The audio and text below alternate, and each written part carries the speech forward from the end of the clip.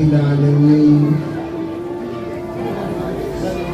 والصلاة والسلام على سيد الأنبياء والمرسلين محمد وآله وأصحابه أجمعين ومن تبعه بإحسان إلى يوم الدين وعلى كل من دعا بدعوته واستنى بسنته واهتدى بهديه إلى يوم الدين. أما بعد فأعوذ بالله من الشيطان الرجيم. بسم الله الرحمن الرحيم. اقرأ وربك الأكرم الذي علم بالقلم علم الإنسان ما لم يعلم. وقال النبي صلى الله عليه وسلم القرآن شافع ومشفع. وقال عليه الصلاة والسلام من جعله أمامه قاده إلى الجنة. وقال عليه الصلاة والسلام إن الله سبحانه وتعالى يقول وإن سلمتني فيما أريد كفيتك فيما تريد. اللهم أيدنا بتأييدك اللهم أيدنا بتأييدك اللهم أيدنا بتأييدك يا رب العالمين. محترم مخدوم مکرم حضرت صدر جلسہ دامت برکاتہم، حضرات اساتذہ کرام، بزرگوں، بھائیوں، پردہ نشین محترم خواتین، اس وقت میں ہم لوگوں کے لیے ایک فخر ہے، ایک شان کی بات ہے. ہم سب جس جشن میں شریک ہیں، صرف ہم یوں نہ سمجھیں کہ ہم اکیلے اس جشن میں شریک ہیں، بلکہ ہمارے ساتھ فرشتے بھی، یہ سرزمین بھی، وہ راستہ جس پر سے چلتے ہوئے حفاظ علماء تشریف لائے اور تمام مہمانان عظام حاضر ہوئے، اور یہ در و دیوار اور یہ اس وقت کا ذرہ ذرہ ہمارے ساتھ جشن میں شریک ہے.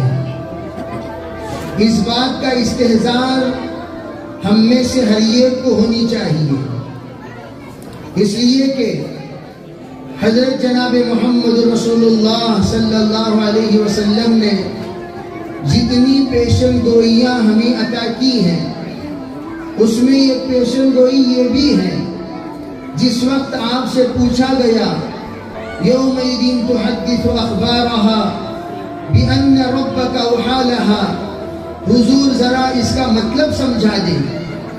آپ نے فرمایا جس زمین پر جو بھی خیر کا کام کیا جائے گا، وہ زمین حشر کے میدان میں حاضر ہوگی اور زمین گواہی دے گی کہ اللہ، اس بندے نے مجھ پر خیر کا کام کیا، اور اگر کوئی شر کیا تو زمین اللہ کے پاس آ کر کہے گی یا اللہ اس نے مجھ پر یہ شر کیا.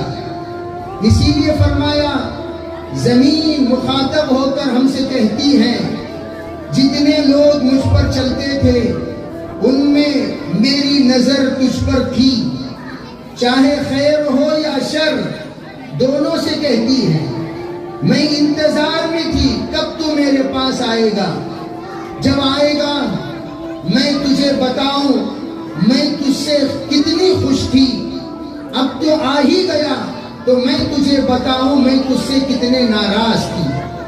قبر میں جا کر پہنچتے ہی زمین ہم سے مخاطب ہو کر وہ تمام باتیں بتائے گی جن باتوں کو اللہ کے رسول علیہ السلام نے تفصیل کے ساتھ پیشن گوئی فرمائی۔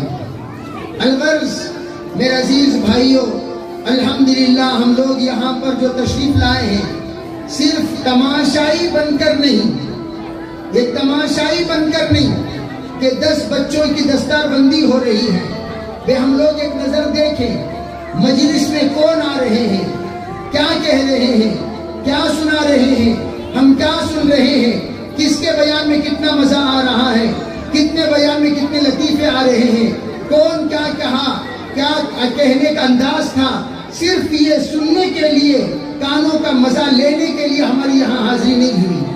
ہمارا ہر کام عظیم مقاصد کے ساتھ ہوا کرتا ہے۔ ہمیشہ یاد رکھیں میرے عزیز بھائیوں، ہماری اذان بھی ہو چکی ہے، ہماری اقامت بھی ہو چکی ہے، انتظار ہے ہماری نماز کا۔ ہم اس وقت ایسی مختصر زندگی جی رہے ہیں کہ جس طرح اقامت کے بعد نماز فوراً کھڑی کر دی جاتی ہے، اتنی مختصر سی زندگی میں ہم لوگوں کو ہمیشہ ہمیشہ زندگی کی تیاری کرنی ہے۔ اور اللہ کا کرم، اللہ کا احسان، اللہ نے ہم میں سے ہر ایک کو اس تیاری کے مواقع بار بار دیتے ہیں۔ اسی لیے فرمایا اس سے بڑھ کر خوش نصیب کون ہوگا جو ان مواقع کو غنیمت سمجھے، جو ان مواقع کو خیر سمجھے، جو ان مواقع کو نعمت سمجھے، جو ان مواقع کو اللہ کے طرف سے بہت بڑی دولت سمجھے اور ہدایت سمجھے، اور سمجھ کر اس مواقع کا صحیح استعمال کرے۔ آج ہمارے سامنے مواقع فراہم کیے جاتے ہیں، لیکن ہماری غفلت ایسی رہتی ہے، ہم لوگ ان تمام غفلتوں کی وجہ سے ان مواقع کو نظر انداز کر دیتے ہیں۔ اسی لیے کہا گیا قدر نعمت بعد زوال، جب تمام نعمتیں زائل ہو جاتی ہیں تب جا کر آدمی نعمتوں کی قدر کرتا ہے۔ اسی لیے اللہ کے رسول علیہ السلام کا ارشاد اغتنم خمسا قبل 50، حضور نے فرمایا 5 چیزوں سے پہلے غنیمت سمجھو۔ اس وقت اللہ نے ہمیں صحت دی ہے، بیماری سے پہلے غنیمت سمجھو۔ صحت کا قبل مرض، اللہ کے رسول علیہ السلام نے فرمایا غنا کا قبل فقر، ایک زمانہ آئے گا آج تم دینے والے ہو، اگر دینے والے رہنے کے زمانے میں تم نے جہاں پر خرچ کرنا تھا وہاں خرچ نہیں کیا، اللہ نہ کرے اللہ نہ کرے اللہ نہ کرے تم لینے والے بن جاؤ گے۔ اللہ تعالی حفاظت فرمائے۔ اسی لیے علماء فرماتے ہیں ہمیشہ ہر ایک بندے کو چاہیے اس سلسلے میں استحضار رکھے۔ استحضار کس اعتبار سے؟ صرف اس اعتبار سے نہیں کہ ہم لوگ تماشائی بن کر آئے اور دیکھنے کے بعد ہم نے معاملہ ختم ہو کر صرف چلے جانا نہیں ہے، بلکہ استحضار رہے۔ ہمیں ایک نہ ایک دن اللہ جل جلالہ عما نوالہ ہمارے سامنے حساب لے گا۔ حساب کیا لے گا؟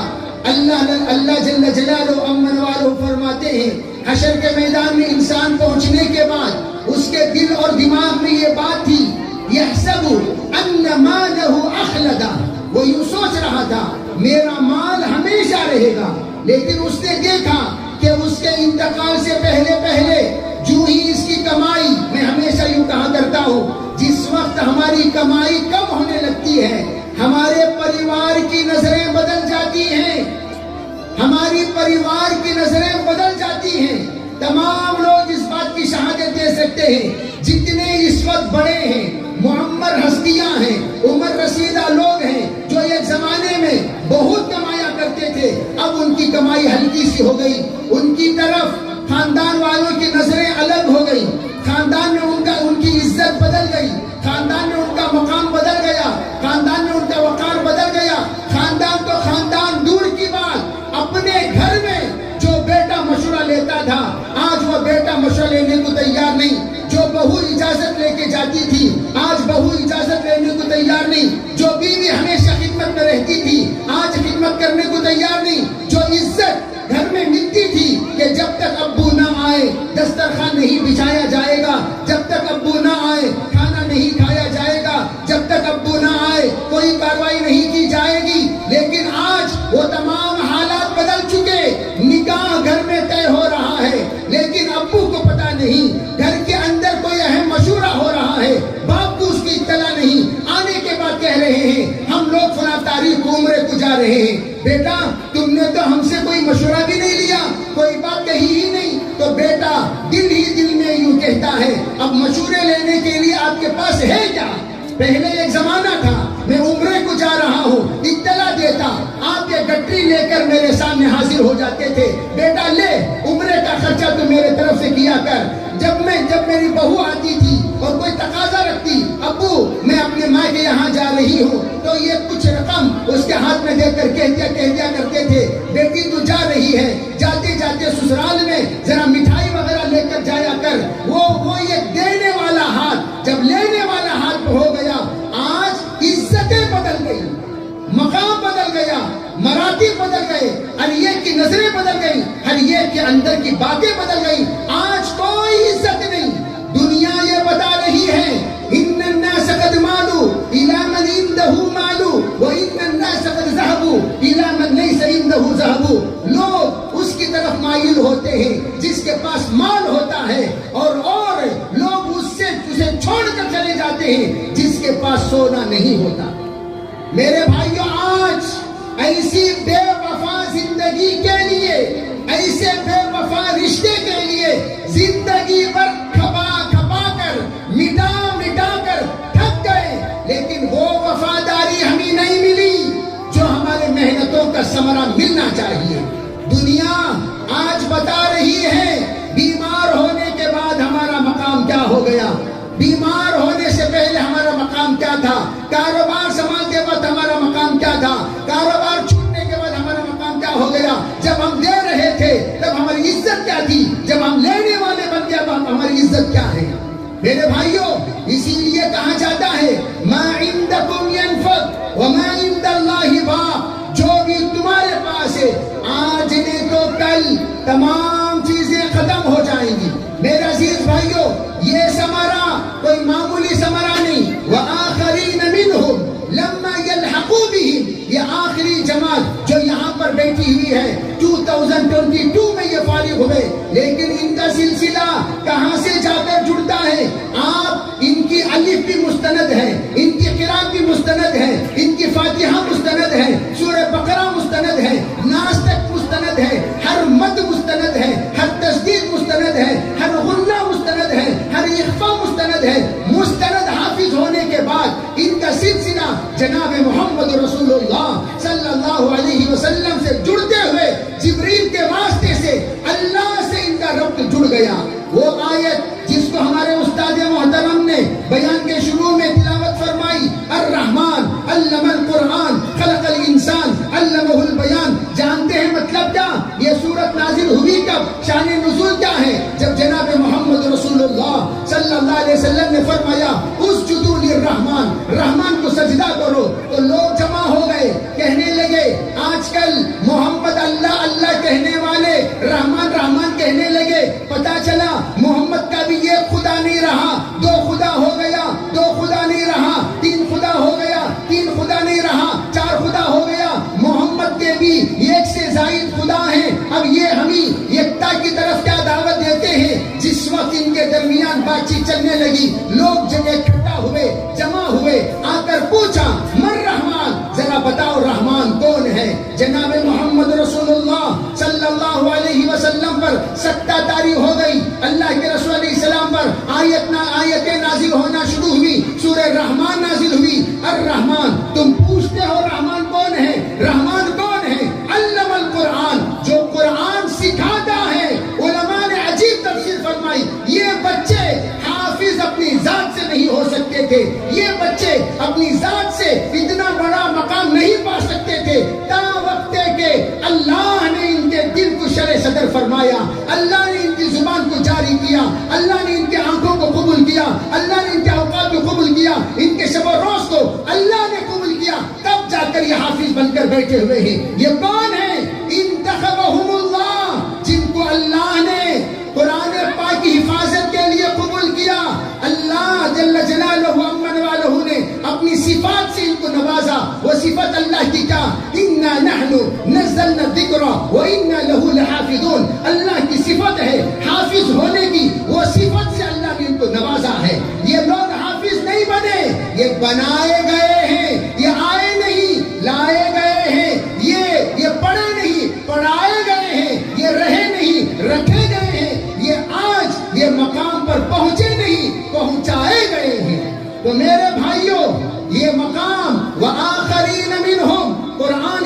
کہتا ہے آخری یہ جماعت آئے گی لما یلحقوا بہم، جب ان کا رشتہ سندوں کے ذریعے سے صحابہ سے جڑے گا، رضی اللہ عنہم ورضوا عنہ، یہ جماعت رضی اللہ عنہ والی جماعت بنے گی، ورضوا عنہ والی جماعت بنے گی۔ رضی اللہ عنہ کا سلسلہ صحابہ کے حد تک محدود نہیں ہے، غور سے میری بات سنیں، والذین اتبعوہم بإحسان رضی اللہ عنہم ورضوا عنہ، قرآن کہتا ہے جو بھی صحابہ کے نقش قدم پر تا قیامت چلتے رہیں گے اللہ ان سے راضی ہوگا، اللہ ان کو وہی مقام دے گا جو مقام اللہ نے صحابہ کو عطا فرمایا۔ الحمدللہ یہ بچے حافظ بنے۔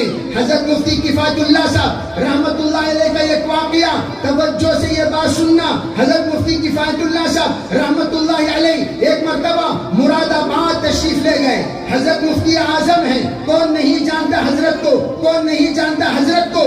حضرت مفتی اعظم ان کا استقبال کے لیے سیٹھ صاحب پہنچے، سیٹھ صاحب پہنچے، سیٹھ صاحب پہنچنے کے بعد بہت بہترین اس زمانے کی کار لے کر آئے، مفتی صاحب کو بٹھایا، لے گئے اور خود ہاتھ میں ہاتھ دے کر حضرت کو نیچے اتارا، لے جا کر بستر کی صفائی فرمائی اور ان کو حضرت کو بڑے اکرام کے ساتھ سلایا۔ حضرت جس وقت بیٹھے تسلی کے ساتھ شیخ صاحب کو بھی بٹھایا، تمام طرح کی ضروریات سے فارغ ہونے کے بعد پوچھے حضرت جناب شیخ صاحب آپ جانتے ہیں بندہ کون ہے؟ آپ جانتے ہیں بندہ کون ہے؟ تو شیخ صاحب کہنے لگے حضرت آپ کو کون نہیں جانتا، پورا ہندوستان جانتا ہے، پورا ہندوستان جانتا ہے آپ کا مقام کیا، آپ کا مرتبہ کیا، آپ کون، آپ کیا تھے اور اللہ نے کہاں سے کہاں تک پہنچا دیا، کون نہیں جانتا آپ کو؟ فرمایا شیخ صاحب یہ تو آپ فراغت کی بات کر رہے ہیں، مجھے آپ نے پہچانا؟ شیخ صاحب کہنے لگے میں تو نہیں پہچانا۔ تو حضرت نے فرمایا وہ زمانہ یاد کرو، ایک وقت ایک طالب علم آپ کے دہلیز پر آیا تھا اور آ کر آپ سے کہا دروازہ کھٹکھٹا کر شیخ صاحب ایک روٹی کا آپ انتظام کر دیں، ایک روٹی کا آپ انتظام کر دیں، اور آپ نے کہا بیٹا تمام کوٹا ہمارے پورے ہو چکے ہیں، اب گنجائش نہیں ہے، معذرت چاہتا ہوں، اور آپ کے پاس ایک بار نہیں، دو بار نہیں، 3 بار میں آیا تھا اور آپ نے عذر پیش کر دیا۔ واپس جا رہا تھا وہ لڑکا، جاتے جاتے راستے میں ایک خاتون ملی، وہ بالکل خستہ حالت میں تھی، میرے آنکھوں میں آنسو تھے۔ فرمایا بیٹا کیا بات ہے بتاؤ، کیا بات ہے بتاؤ؟ کہا مائی بات یہ ہے کہ ایک روٹی کا سوال ہے، اس لیے کہ میرا داخلہ تو ہو چکا ہے مدرسے میں، لیکن قیام تو ہے، طعام نہیں ہے، بس ایک روٹی اگر مل جائے بس میری پڑھائی میں مکمل کر لوں گا۔ وہ اللہ کی بندی کہنے لگی بیٹا فکر نہ کر، وہ ایک روٹی میں روزانہ تجھے پہنچایا کروں گی۔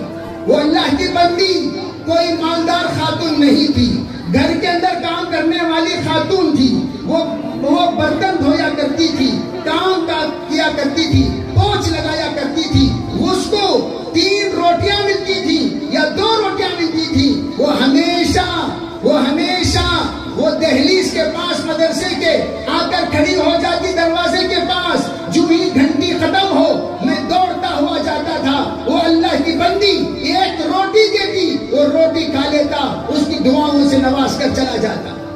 ایک دن نہیں، 2 دن نہیں، فراغت تک میں نے اس اللہ کی بندی کی روٹی کھائی، اور اس کے بعد اللہ نے مجھے اس ادارے سے فارغ کیا، اللہ نے جو مقام دیا وہ دیا۔ وہ کوئی عاجز بندہ جو آپ کے پاس آیا تھا، وہ بندہ ناچیز تھا جو آپ کے در پر 3 بار آیا۔ میرے عزیز بھائیوں، وہ شیخ صاحب رونے لگے، کہنے لگے معذرت چاہتا ہوں۔ حضرت نے فرمایا کوئی بات نہیں شیخ صاحب، جو کچھ میں اس وقت خدمت انجام دے رہا ہوں، تا قیامت میری خدمت جو بھی میری خدمت سے فائدہ اٹھاتے رہیں گے، اس اللہ کی بندی کو ثواب پہنچتا رہے گا جس نے ایک روٹی دے کر میری پڑھائی کی تکمیل کرائی۔ میرے بھائیوں، آج میں یہی عرض کرنا چاہتا ہوں، آپ حضرات کے سامنے معمولی بچے نظر آتے ہیں یہ سب کے سب۔ میں ہمیشہ میرا بچپن یاد کرتا ہوں، حضرت والا تشریف فرما ہے، جس وقت ہم لوگ داخلہ کے لیے آئے، صحیح ڈھنگ سے اردو بھی بولنا نہیں آتا تھا، مذکر مؤنث کی کوئی تمیز نہیں، اور اردو خان تو بہت دور کی بات، رحم و کرم فرما کر اردو نادانی کے باوجود حضرت نے مجھے داخلہ کروایا تھا۔ میں ہمیشہ اپنے اس بچپن کے واقعے کو یاد کرتا ہوں۔ میں کوئی دن ایسا نہیں جس دن پر کھڑے ہو کر ہمارے اساتذہ کے سامنے سبق یاد نہ ہونے پر ہم ذلیل نہ ہوئے ہوں، لیکن اللہ جل جلالہ امن والہ، میں ہمیشہ تمام طلباء سے، آپ حضرات سے بھی کہتا ہوں، بے ادبی کبھی کسی کی مت کیا کرو، گستاخی کبھی کسی کی مت کیا کرو۔ دنیا میں چاہے کوئی بھی کیسی بھی تکلیف دے، ادب سے پیش آیا کرو، ان کے سلسلے میں دل کے اندر صاف رائے رکھا کرو، دل صاف رکھا کرو، ذہن صاف رکھا کرو، سوچ صاف رکھا کرو، دماغ صاف رکھا کرو، انشاءاللہ کہیں بھی دنیا میں اللہ آپ کو ذلیل ہونے نہیں دے گا۔ میں یہ اس لیے عرض کرنا چاہتا ہوں، آج یہ بچے ہیں، لیکن کل کے محدثین ہیں، کل کے مفسرین ہیں، کل کے مناظرین ہیں، کل کے خطباء ہیں، کل کے متوکلین ہیں، کل کے اولیاء ہیں۔ اسی لیے ابو حنیفہ علیہ الرحمہ نے فرمایا، اگر تم اولیاء کو تلاش کرنا چاہتے ہو، قرآن پڑھانے والوں میں تلاش کیا کرو، اس لیے کہ قرآن پڑھانے والوں سے بڑھ کر اللہ سے قربت والا کوئی نہیں ہو سکتا۔ اور آج اس ادارے کے لیے آپ سے تقاضا رکھا جا رہا ہے۔ میرے عزیز بھائیوں، حضرت تھانوی نے کہا، اس سے بدترین خاندان کون سا خاندان ہو سکتا ہے جس خاندان میں سلسلے نبوت کی لڑی نہ ہو۔ جس خاندان میں سلسلے نبوت کی لڑی ہوتی ہے، وہ خاندان برکت والا خاندان، رحمت والا خاندان، عفت والا خاندان، عزت والا خاندان، رحمت والا خاندان۔ اسی لیے کہا گیا، آج اسی سلسلے کو جوڑنے کے لیے دو طرح کا جوڑ ہوتا ہے، یہ کہے طلباء کے ذریعے سے جوڑ، یہ کہ تعاون کے ذریعے سے جوڑ، یہ کہے جسمانی جوڑ، یہ کہ مالی جوڑ، یہ دونوں جوڑ۔ حضرت قاری محمد طیب صاحب علیہ الرحمہ سے ایک سیٹھ صاحب آئے، کہنے لگے، حضرت الحمدللہ میں مدرسہ چلاتا ہوں، میں نے اپنے مدرسے کے بچوں کو، اپنے خاندان کے بچوں کو لے جا کر مدرسے میں داخلہ کراتا ہوں، لیکن کوئی بھی بچہ حافظ ہونے کو بالکل تیار ہی نہیں، وہ 1 مہینہ 2 مہینہ پڑھتا ہے، بھاگ کر آ جاتا ہے۔ حضرت قاری صاحب نے پوچھا، سیٹھ صاحب ذرا بتائیے آپ کا مدرسے چلانے کی ترتیب کیا ہے؟ فرمایا، میں مدرسہ چلاتا ہوں اس طرح۔ انہوں نے اپنی ترتیب بتائی اور کہا، تنخواہ کیسے دیتے ہیں؟ فرمایا، میں تنخواہ اپنے دفتر بلا کر دیا کرتا ہوں۔ حضرت قاری صاحب نے فرمایا، سیٹھ صاحب معاف کرنا، میں ایک بات آپ سے عرض کر دیتا ہوں، آپ سیٹھ ہیں لیکن آپ حافظ قرآن سے بڑھ کر، معلم قرآن سے بڑھ کر، معلم دین سے بڑھ کر، معلم شریعت سے بڑھ کر، معلم علم نبوت سے بڑھ کر آپ نہیں ہو سکتے۔ اس لیے حضرت نے پوچھا، پھر میں کیا کروں؟ فرمایا، آپ ان کے خدمت میں خود حاضر ہو جائیں، آپ خدمت میں حاضر ہو جائیں، اور تنخواہ ایسا نہ دیں آپ کا ہاتھ اوپر ہو ان کا ہاتھ نیچے ہو، بلکہ تنخواہ کیسے دیں؟ آپ کا ہاتھ نیچے ہو ان کا ہاتھ اوپر ہو، آپ تنخواہ ادب سے پیش کریں، نیچے اپنا ہاتھ، اوپر ان کا ہاتھ، تنخواہ وہ ہاتھ سے یوں اٹھا لیا کریں۔ اور فرمایا، سیٹھ صاحب ادب کے ساتھ اور ایک بات کہہ دیتا ہوں، آپ چپکے سے کبھی کسی معلم کا جوتا سیدھا کر لیا کریں، کسی کو پتا نہ ہو، ایک مدرس کا جوتا، وارثین نبی کا جوتا، معلم علم نبوت کا جوتا، معلم قرآن کا جوتا، معلم حدیث کا جوتا سیدھا کر لیا کریں، انشاءاللہ اللہ آپ کے نسل سے خوش ہوگا، نبوت کا سلسلے علم کا آپ کے نسلوں میں جاری ہو جائے گا۔ شیخ صاحب فرماتے ہیں، میں نے یہ عمل کیا، گجرات والے ہیں، میں نے یہ عمل کیا، اللہ کا شکر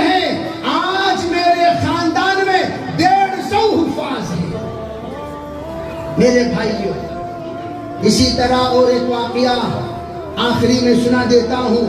تمام لوگ جانتے ہیں یو پی میں مین زیادہ ہے، مدارس بھی زیادہ، مٹھائی بھی زیادہ، اور غیروں کے عبادت خانے بھی زیادہ، مکھیاں بھی زیادہ، مچھریں بھی زیادہ.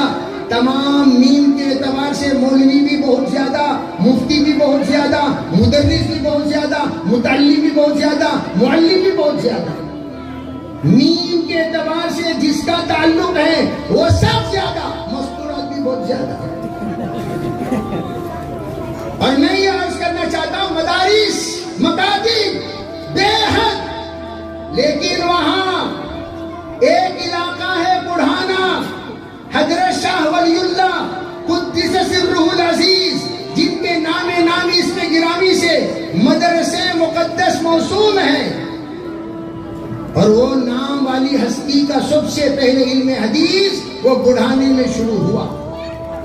اور ان کے بڑے صاحبزادے شاہ عبدالعزیز صاحب، اور وہ ایک ہی بیگم سے ہیں، اور ایک صاحبزادے شاہ فضل اللہ حضرت کے تعلق رکھنے والے، حضرت کے صاحبزادوں میں وہ وہیں پر مدفون ہیں.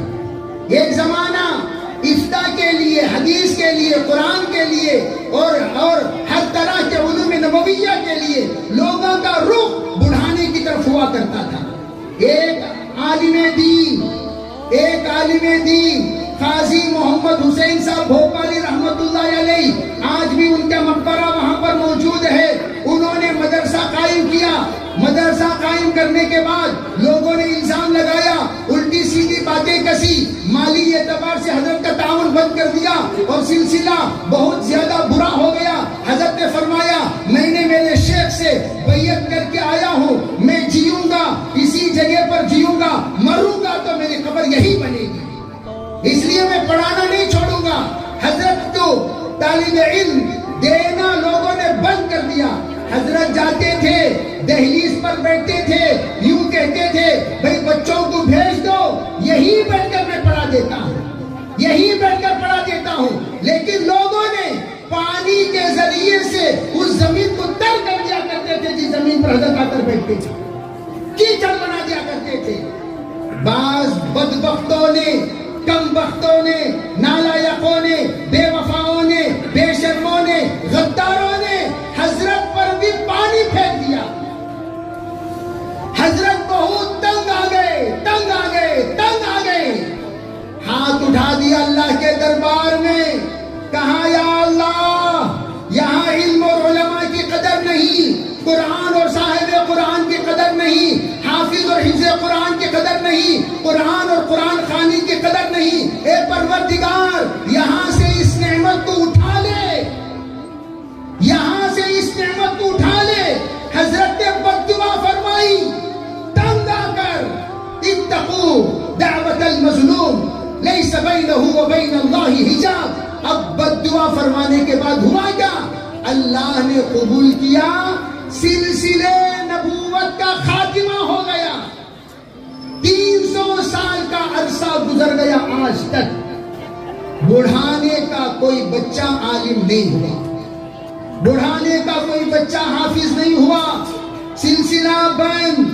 حضرت مفتی افتخار حسن صاحب کاندھلوی رحمت اللہ علیہ سے لوگوں نے جا کر کہا حضرت ہمارے یہاں کے حافظ کیوں نہیں بنتے، کیا کریں؟ حضرت نے فرمایا تم حضرت کے حق میں خوب ایصال ثواب کرو، تمہارے آبا و اجداد جو غلطی کیے اس پر توبہ استغفار کرو. اور پھر وہاں کا جب جائزہ لیا گیا، 2 مدرسے ہیں، دونوں مدرسے کو عزت بچانے کے لیے ان لوگوں نے رکھ لیا، ایک بھی بچہ بڑھانے کا نہیں ہے. میرے بھائیوں، اللہ نے ہمارے اس شہر کو قبول کیا. آج اکابر علماء آپ کے یہاں حاضر ہیں اور آپ کے سامنے ایک ماحول بنا ہوا ہے، مائیں بہنیں اوپر موجود ہیں، یہاں پر آپ حضرات کے جذبات موجود ہیں. اس وقت میں یہ عرض کرنا چاہتا ہوں، اللہ کے یہاں سے آپ کی بستی پر نظر رحمت پڑ گئی، نظر رحمت پڑ گئی، نظر رحمت پڑ گئی. سب سے بڑی علامت آج کا دور مدارس کے بند ہونے کے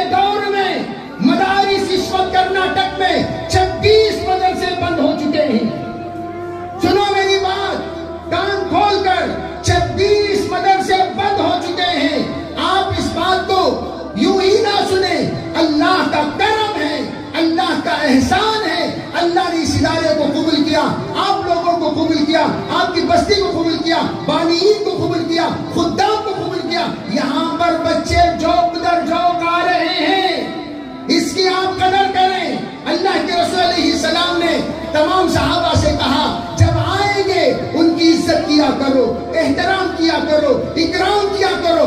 آج وہ مہمانان رسول کہلائے جاتے ہیں.